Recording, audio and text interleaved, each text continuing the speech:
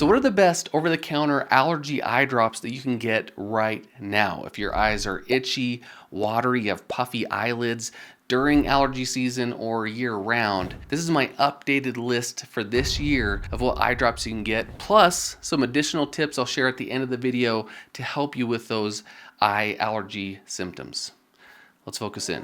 Definitely the first drop I want to mention is Lastacaft. Now this is 1 drop a day. You can put it in the morning, it can last all day, and the active ingredient is Pataday. It's a prescription strength, and in fact it actually used to be a prescription that we as doctors needed to prescribe patients, and then it became over the counter and cheaper than being a prescription eye drop. And once it became over the counter, it immediately became one of the favorites for many patients that they could get. Now this one's designed to be used at 2 years age and older. Now the one thing to note is this does have a preservative in there, benzalkonium chloride, also known as BAC. That's one preservative that a lot of people sometimes are sensitive to. Now when you're just using it once a day, the chances of you having a sensitive reaction are pretty low, but there are still some people that do have a reaction to BAC, and so that's something to consider, is this does have a preservative in there that you just need to be aware of. What's nice about this drop is that it is an antihistamine, so if you're having those allergy symptoms, you can put a drop in there and it will counteract that. It will counteract the effects of histamine. Also, it's a mass stabilizer, meaning that it will prevent any future outbreaks of those allergies. So sometimes when people know they're going to have allergies during allergy season, they'll start using this drop, just putting it in once a day,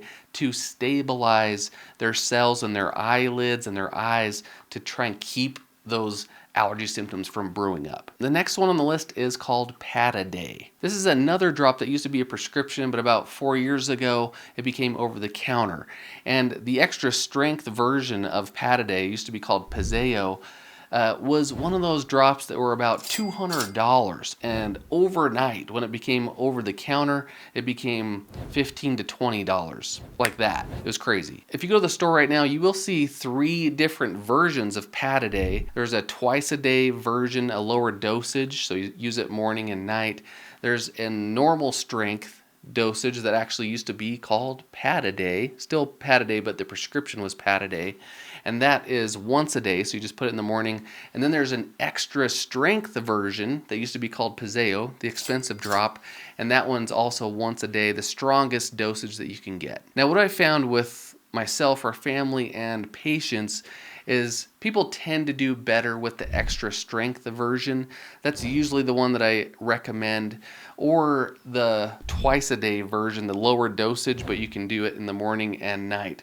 The normal strength one is great, but if you have the 2 options, normal strength or extra strength, I'd probably go with the extra strength and use it in the morning just once a day. The active ingredient in this is called olopatadine, and similar like Lastacaft, where it's an antihistamine and a mass stabilizer, so it does work well on both of those fronts. And this is probably the favorite and go-to for many patients just because of the different strengths and different options that you can get, and generic versions as well. Pataday is also made for the ages 2 years and older, and like Lastacaft, it also has the BAC preservative in there, so also beware of that. The next eye drops on the list are pretty much the same, and that is Alaway and Zaditor. These have been over-the-counter options for a long time, made out of ketotifen fumarate, and has been a go-to before maybe Pataday and Lastacaft became over the counter. Still great drops though. Now these drops are twice a day, morning and night, made for ages 3 and older. And just like the other ones, these do have the preservative in there as well. Now if you have any luck,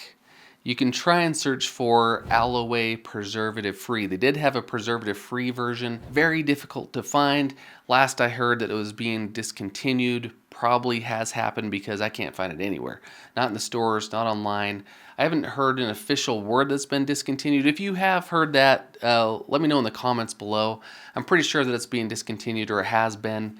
But yeah, if you find that and you're sensitive to preservatives, snag as many of those that you can, because that's a really good option, a preservative-free option for allergies.